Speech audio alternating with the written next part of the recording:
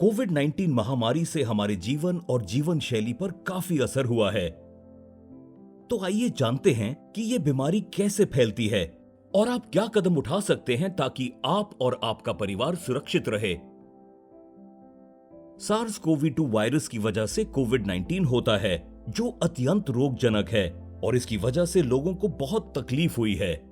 SARS कोवी 2 लार और नाक से निकलने वाले तरल स्राव से फैलता है। इस वायरस के कुछ उत्परिवर्तनों की वजह से इसके नए रूप सामने आए हैं, जो चिंता का विषय है। और इस वायरस के कुछ रूपों का प्रसार और संक्रमण दर दूसरों की तुलना में ज्यादा है। अगर कोविड-19 के उचित व्यवहार का पालन नहीं किया गया तो संक्रमण फिर से बढ़ सकता है। ये वायरस ज्यादातर बूंदों और एरोसॉल के माध्यम से फैलता है।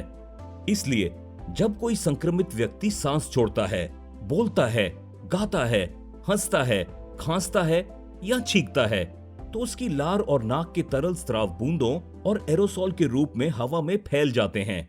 भारी बूंदें जमीन और आसपास की सतहों पर गिर जाती हैं और हल्के एरोसॉल वायरस को ज्यादा दूरियों तक ले जाते हैं। ये वायरस के संचार का मुख्य मोड है।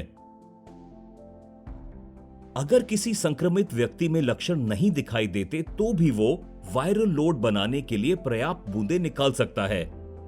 इसके लक्षण आने में 2 हफ्ते तक का समय लग सकता है और इस दौरान संक्रमित व्यक्ति दूसरों को संक्रमित कर सकता है। इसलिए हमेशा मास्क लगा कर रखें, ऐसे लोगों के आसपास भी जिनमें संक्रमण के कोई लक्षण दिखाई नहीं देते हैं। सतह से होने वाला प्रसार भी वायरस फैलने का एक अन्य तरीका है, जब संक्रमित बूंदें दरवाजे के हैंडल जैसी सतहों पर गिर जाती हैं। अगर कोई व्यक्ति इन दूषित सतहों को छूने के बाद अपनी आंख, नाक, मुंह छूता है तो वो संक्रमित भी हो सकता है। इससे बचने के लिए आपको ऐसी ज्यादा छुई जाने वाली सतहों को नियमित रूप से साफ करने की जरूरत होती है। स्वस्थ रहने के लिए मास्क पहनें। आपका मास्क जितना अच्छे से लगा होता है, आपके वायरस के संपर्क में आने का जोखिम उतना ही कम होता है। सुरक्षा के लिए सबसे अच्छा विकल्प है 2 मास्क पहनना। एक अच्छी फिटिंग वाला 2 परत वाला सूती होममेड मास्क और इसके साथ एक सर्जिकल मास्क या फिर N95 मास्क। एक सर्जिकल मास्क और एक कपड़े के मास्क को एक साथ पहनना एक N95 मास्क पहनने के बराबर है।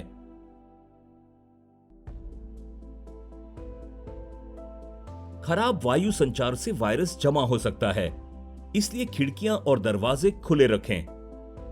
साथ ही कमरों में पंखों को सही जगह पर लगाकर हवा का संचार सक्रिय रखें। आप एग्जॉस्ट फैन और खिड़की की तरफ रखे गए पेडेस्ट्रियल पंखों का प्रयोग करके सर्वोत्तम वायु प्रवाह बना सकते हैं।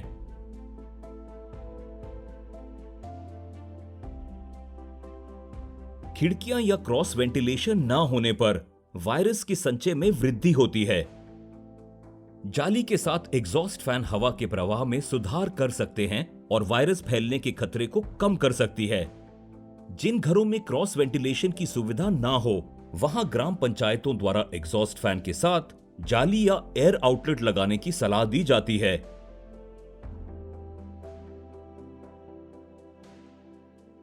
किसी बंद परिवेश में एयर कंडीशनर चलाने पर कमरे के अंदर दूषित हवा रह जाती है।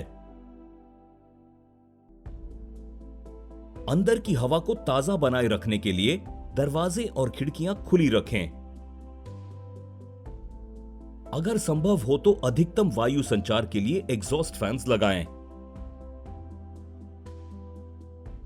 Roof ventilator, high efficiency particulate air, HEPA fan या फिल्टरेशन सिस्टमों की सलाह उन स्थानों के लिए दी जाती है जहां बाहरी हवा की आपूर्ति सीमित है, जैसे कार्यालय, सभागृह, मॉल।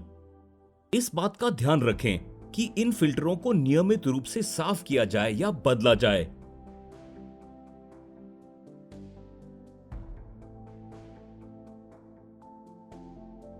जहां भी संभव हो, बसों और ट्रेनों की खिड़कियां खुली रखें। एयर कंडीशनर वाली बसें और ट्रेनों में वायु संचार बेहतर बनने के लिए निकास प्रणालियां लगाएं। अगर संभव हो तो हेपा या सामान्य फिल्टर लगाएं। उन्हें नियमित रूप से साफ करें और बदलें। अस्पताल प्राधिकारियों को इस बात का ध्यान रखना चाहिए कि टीकाकरण और जांच अच्छे वायु संचार वाली जगहों में किए जाएं।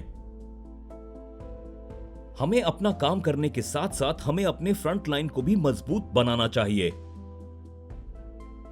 नए कर्मचारियों के लिए रैपिड एंटीजन परीक्षण किए जाने चाहिए। आशा या आंगनवाड़ी या स्वास्थ्य कर्मचारियों को अपनी सुरक्षा के लिए प्रशिक्षित किया जाना चाहिए और आवश्यक मदद प्रदान की जानी चाहिए, जैसे प्रमाणित N95 मास्क। संक्रमित व्यक्तियों की जांच के लिए उन्हें ऑक्सीमीटर भी उपलब्ध कराए जाने चाहिए। प्रत्येक संक्रमित व्यक्ति को N95 मास्क या कम से कम सर्जिकल मास्क दिया जाना चाहिए।